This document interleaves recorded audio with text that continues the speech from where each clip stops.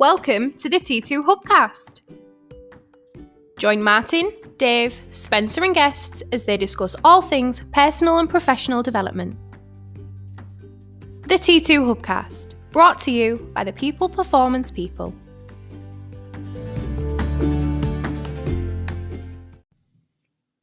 So welcome to another T2 Hubcast. It's me, Martin Johnson. And me, Spencer Locker. Hi, Spence. Hi, Martin. How are you doing, mate? I'm fine. How are you? Yeah, we're busy. We're busy. It's after the Easter period. Yeah. Time's flying. And, we've been, I'd say, churning out the content from not only from a Hubcast perspective, but from a pathway perspective, from a video perspective. It's been quite a busy period filling the hub full of hopefully quality stuff. Well, I was going to say it's easy to fill anything with a load of old bobbins, isn't it? Good job you said bobbins then. Yes, I had to check myself briefly.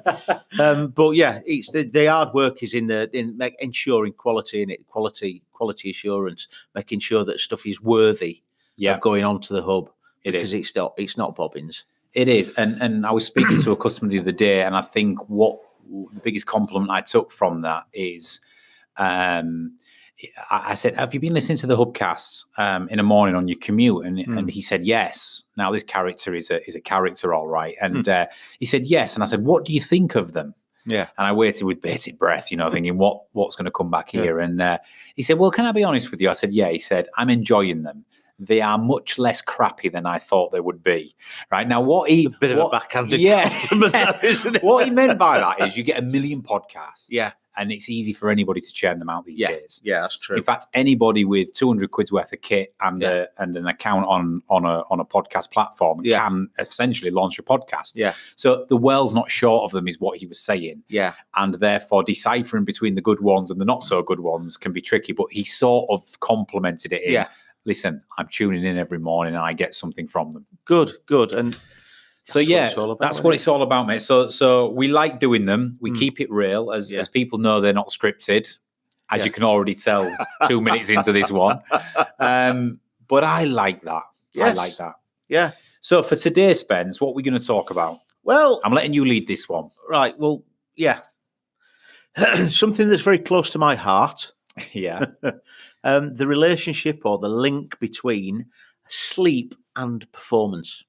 Yes. And you're saying, for those listening, you're saying it's very close to your heart because you're not a great sleeper by your own admission. No, I am not a great sleeper. I mean, when people start talking about being successful, I'm a successful businessman or I'm an entrepreneur and blah, blah, blah. And Maggie Thatcher only needed 3.5 hours sleep. And I get up at 4 o'clock in the morning. So I'm at the gym at 5 and I'm reading a physical book and listening to a podcast and doing all that, blah, blah, blah. Well, the thing is, I wake up at any time between 2 and 4, maybe if I'm lucky, 5.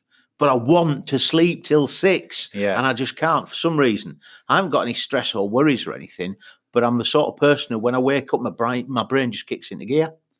And once you start thinking, it's like impossible for you to switch off, and therefore fall back into that, that state of unconsciousness, if you like. Even when somebody wakes up, Spencer, typically at that time, they will tend to drift in and out of consciousness. Whereas you don't. You're like light bulb on, curtains open, and I'm wide awake, right? That's so right. I have to get up and do something. Yes. Yeah. So that means then by the time you hit your or everybody else's morning routine, 7 a.m., you've been up for 3 hours. Or 4, or 5, I mean, you must be knackered, right? Yeah. You're right. Actually, I am. And then you come into work, and then we do quite an intensive job with training or delivering workshops or exec coaching or whatever we're doing. You have to be on it mentally, and it's more emotionally draining and mentally draining than it is physically. And I've got to stress here that this sleep pattern with me isn't every night. It's most nights, but it's not every night. So it'll get to the point where when I'm trying to come, as you said. When I come into the working day, I'm already halfway through my day. So when I get to the evening and I'm starting to look at, right, I'm really tired now. What am I going to do? Shall I have 20 minutes? Well, if I sleep for 20 minutes on an evening, that means that when I wake up, I'm starting again and I don't get to sleep till 2 o'clock in the morning. So It's hard. So it's close to your heart, Spence. I know some days, I mean, most days you do remarkably well because you're larger than life, but some days it does take its toll. And therefore the link between that and workplace performance is real. Yeah. It's science, it's neuroscience. I talked about the energy distribution cycle on a recent video where we all have our peak in the day, we have our trough, and then our recovery period. And for people who don't sleep very well, their peaks are less and less or lower, their troughs are deeper, and their recovery period is almost impossible. So we do need to understand that it impacts workplace performance. And, what we want to cover, I guess, in this podcast then, Spence, is what is that link? What is some of the science behind it, but at a high level, digestible level? Yeah. And are there any tips for people listening to this? If you struggle with sleeping and it affects you in the workplace, what can we be doing? What do we control, Spence? Because a lot of it we don't control. What do we control that can help us increase our chances of sleeping? It's not a silver bullet and there's no guarantees. No. But what do we know that works that can increase your chances of getting more sleep? Right. Yeah. Well, we can address all of those. But before we do, I think it might be worth me mentioning about the program. Because when we are actually doing the interrogation on the program, we put people in stress positions and we don't let them sleep. And bearing in mind, before they're captured and they come onto the interrogation. Just for those people who are not familiar with the program. Okay. What program are you talking about? Okay, so on the program on Channel 4 called SAS Who Dares Wins, I'm a member of the interrogation team, and I've been for the last 5 series. But basically, when we're interrogating people, one of the weapons we use is fatigue. Yeah. And fatigue is exacerbated by lack of sleep.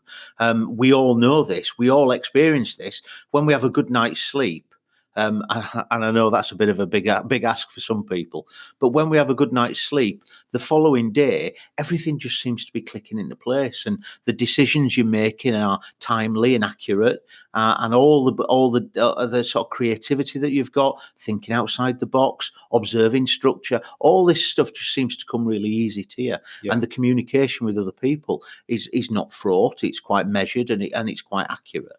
And you're not relying on things like caffeine to get you through to lunchtime. You're in trouble when it's 11 a.m. and you're on your 3rd, 4th cup of coffee because you are literally struggling for energy sources, right? Well, I would say yes, but then again, I just like the taste of coffee. Yeah, you do. Absolutely. And there'll be some coffee fans out there going, 3 by lunchtime, Jesus. Yeah.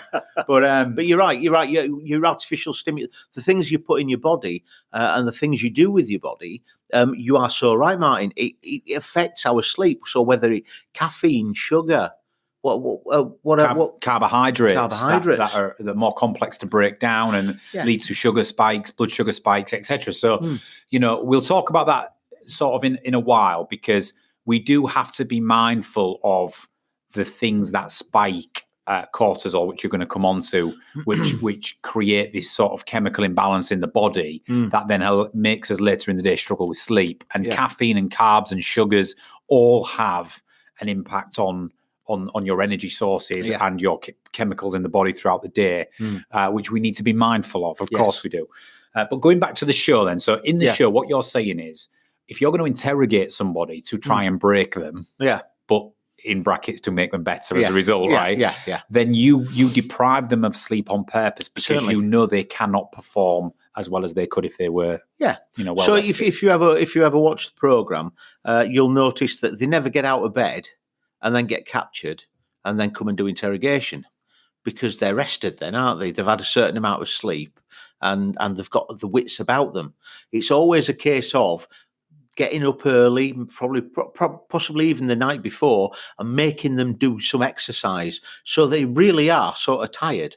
They're fatigued, they are exhausted, they are malnourished because they haven't had much chance to hydrate and eat.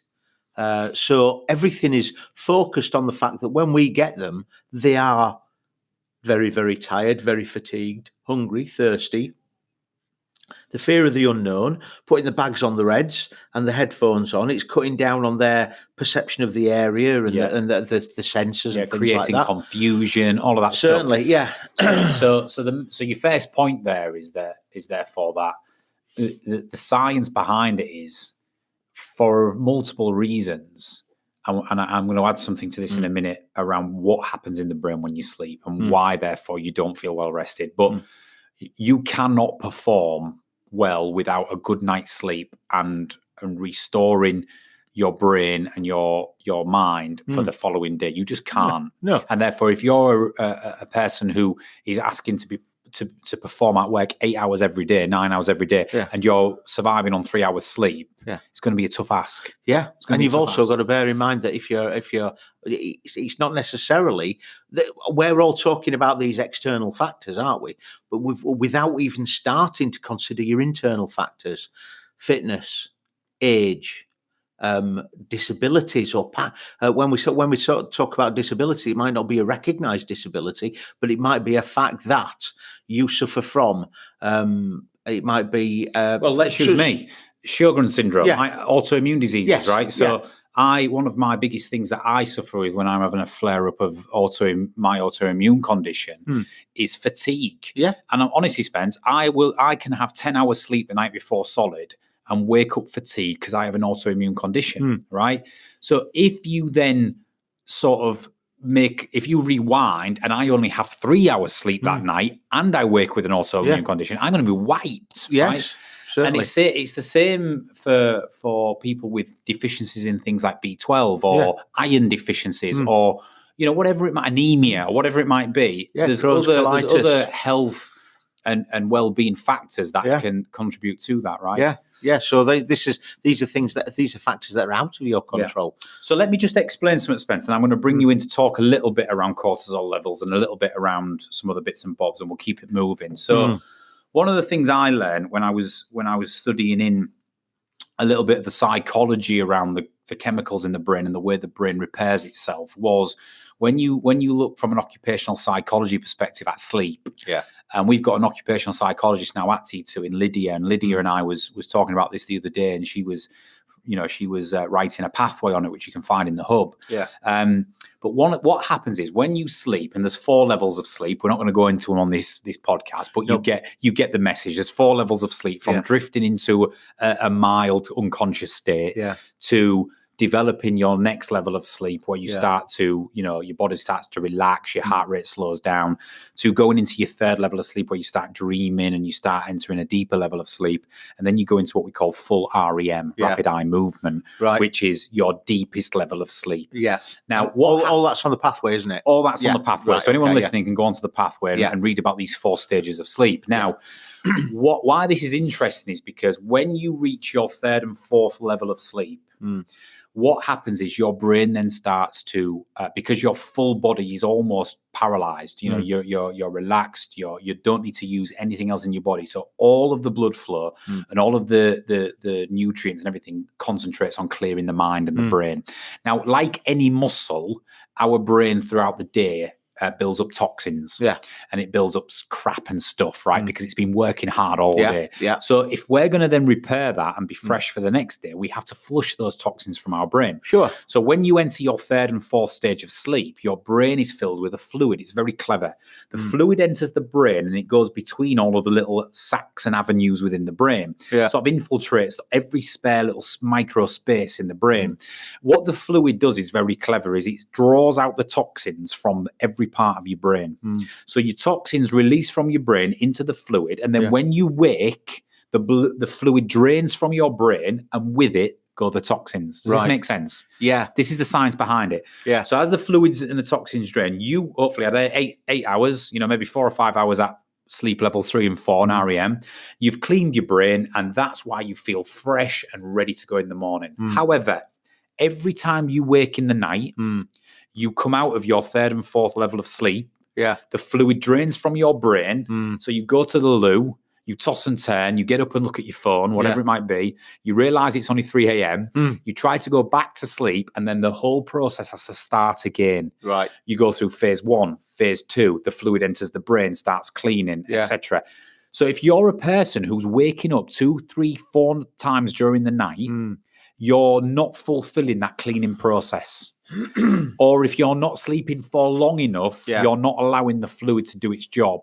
That's why you wake up with toxins still in the brain. You wake up groggy, you wake up with cognitive impairment. Does this make sense? Oh, yes. And therefore, if anybody's listening to this, some of you might be listening to that going, bloody hell, that's me. I'm waking up 4 or 5 times. And if you've got young children, me and my wife say this, you are your most tired as an adult Homo sapien after having children. Oh, yeah. Because you live on for a year or two without sleep. Oh, very much and if you do sleep, it's broken sleep.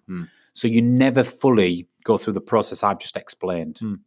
And that is why sleep is so crucial for energy sources, for performance, and certainly to be able to, be at our best in the workplace. Yeah. So where would you take it from here? Given that we've introduced the science behind it, what can we do, Spence? Well, if we start looking at, as you said, we need this time to be able to clean the brain. So let's start thinking about allowing ourselves to go to sleep. I mean, a lot of us think of it as a bit of a weakness. And when we're busy people, busy professional people, when we start looking at our to-do list, our list of priorities, when we start seeing that we've got lots of things to do, that priority of sleep slips down the list of priorities. Well, I can do that later. I can do that later. Unfortunately, because you do it later, it's not good enough. Therefore, the work that you do produce is generally not up to the standard that you'd want. Because you're fatigued, because you haven't got the time to clean all this stuff out of your brain. So we see it as a weakness, and this weakness, well, it's like when you fall asleep in front of the TV. I mean, obviously you don't do it because you're a young thrusting executive. When you get to my tenured stage in life, and you're falling asleep in front of the TV, and somebody says, "You asleep?" and you wake up, and go, "No, I was just resting my eyes." Because straight away you don't want people to think that you're the lion at the end, the lion in charge of the pack. Over the hill, over the hill lion. It's time for someone else to take the reins now, old man. And do you know what? And it's compounded by modern day entrepreneurs such as Elon Musk, who comes out in the media and says, to be successful, you have to work 120 hours a week. He claims he works 120 hours a week. Now, you do the maths, right? If he's working 100, and by the way, I don't believe it. I think he does long hours. But I don't believe he consistently does 120 hours a week. That's 7 days a week, right? If you do the maths, how much time does that leave for him to sleep, to travel, to feed himself, to shower? He would have to be having maybe 3 hours sleep a night. Now, you just can't function on and on. Your body would start to shut down, right? So it's glorified sometimes by these American entrepreneurs and these people who are very successful. And don't get me wrong, Elon Musk is a billionaire and he's changing the world, right? But to say that you have to work 120 hours a week and sleep 3 hours a night is not factually correct, right? And nor is it sustainable for most people on this planet. I agree. So we've got to start understanding the importance of it. You've got to take away from this hubcast, and this is my main point, given what we've said, that when you enter 4 levels of sleep, it probably takes you the first 2 or 3 hours of the night, Spence, to enter level 3 and 4. You don't fall into it straight away. So when you enter REM, or certainly level 3 and full REM in level 4, when your fluid starts to get to work on detoxifying your brain, you have had to have already been asleep a few hours. Which means if you're only sleeping 3 or 4, you're going to get in a cleaning service for 2 or 3 hours. If you're sleeping 7 or 8 hours, you've had a full 5 hours cleaning, right? So it's really important to understand that. And every time you wake and start the process again, you're resetting the clock. So we need to start taking some accountability for this. We need to start doing the things and helping ourselves to get quality sleep. So what's the first thing that springs to mind then, Spence? If we was going to give some practical tips with 12 minutes to go on this podcast, what's the first thing that springs to mind for you in terms of sleep? Minimal sugar and no caffeine for 8 hours before you go to sleep. For absolutely. Me. I have a 4 p.m. rule. It's 3 for me, but which is no caffeine after 4 p.m. Because I love my morning coffee. I love my after lunch coffee. And that'll do me. And I try not, and if I do have a drink on an evening, I try to make it at least a tea, which is less caffeine, or some alternative. But herbal teas, those nighttime teas, have you seen those? They're with certain and that's supposed to help you drift off. With certain ingredients in.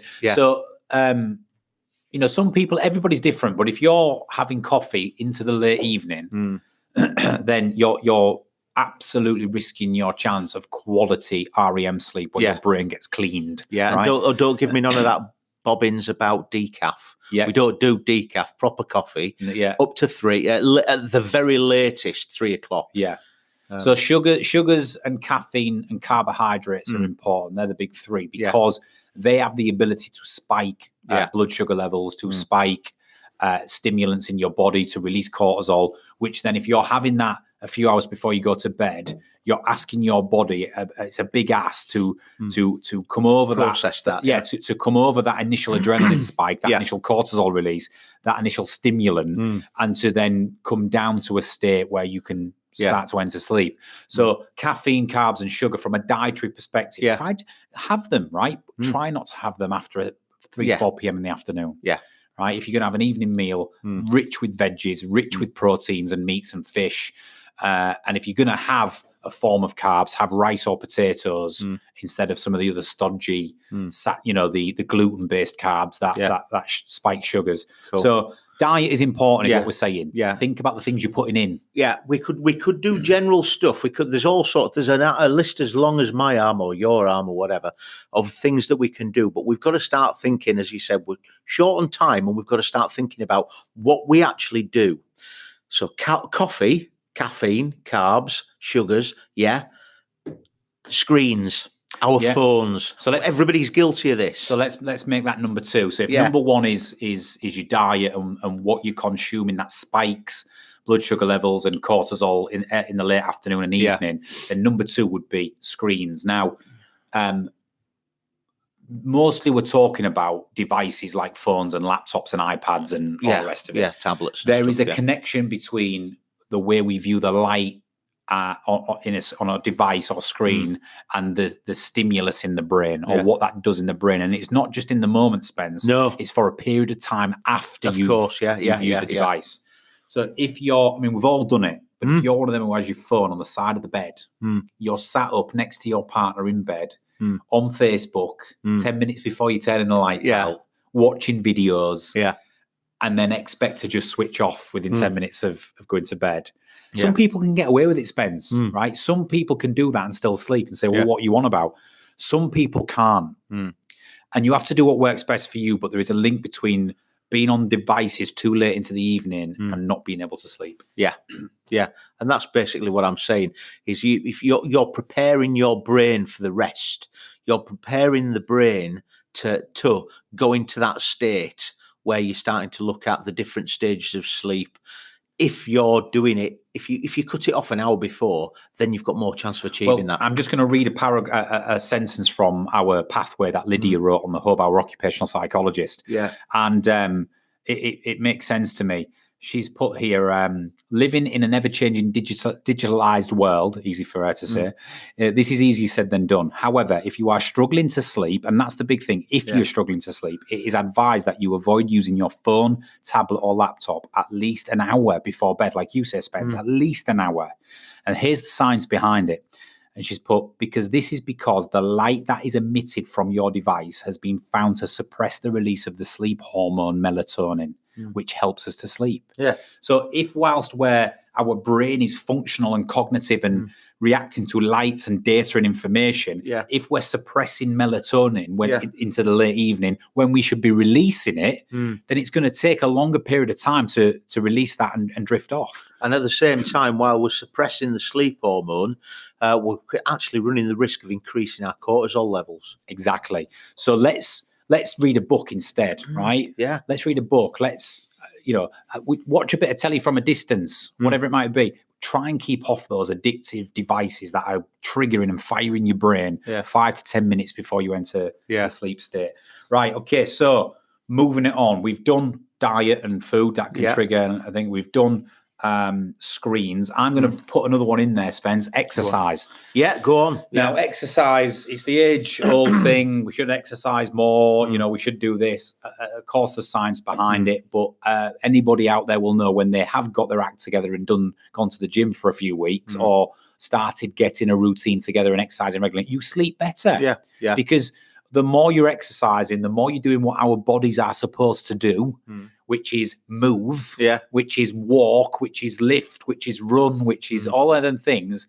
We then we then burn calories, we then release endorphins into our body and certain chemicals in the brain that makes us feel good. Yeah. And as a result of it, we're more likely to want to sleep on an evening to repair those muscles and replenish the body from the exercise in the day. If all we've done, to use your quote, is sit on the settee and eat our Pringles for 7 hours, we haven't used any of the sources in our body that we need to replace. Yeah. So it's harder then for the body to go to sleep and repair, right? One person I was talking to, and I'll make this quick. One person I was talking to said, but when I get home from work, because I haven't slept well, I'm too knackered to do anything. I don't want to do any physical exercise. I just want to relax. So my answer for that was, but if you do a little bit of physical exercise, you get tired more, so you sleep better. So the following day, you're not that tired after you finish work. Yeah, you get out of the cycle. Yeah. So you're basically pushing yourself, taking yourself out of your comfort zone and going into that productive cycle. Yeah. A couple of other things here, Spence, that Lydia put in her pathway was take a warm shower or bath. Yeah. And she's put having a warm shower or bath a couple of hours before bed is a great way to relax and aid sleep. After an initial increase, your core body temperature lowers, which induces sleep. Yes. Really interesting one there. So we want to heat our body up before bed, or at least an hour before bed. Yeah. So then initially that will rise, but then as we come out, the body temperature crashes and cools down. And that's what we need it to be going in that direction to sleep, right? The body cools during sleep. Yeah. So maybe use that as a tactic and it might work, it might not. Yes, certainly. I mean, I have a routine and it's a military driven routine. Yeah. Where you start every day and finish every day with a shower. Yeah. And I still maintain that today, regardless if I've done nothing and I need one or not. I have a shower in the morning and a shower before bed. Because that is what I was sort of programmed to do in the military. Yeah. And therefore that routine works for me. I'm ready to sleep. She's also put, keep your bedroom sleep friendly.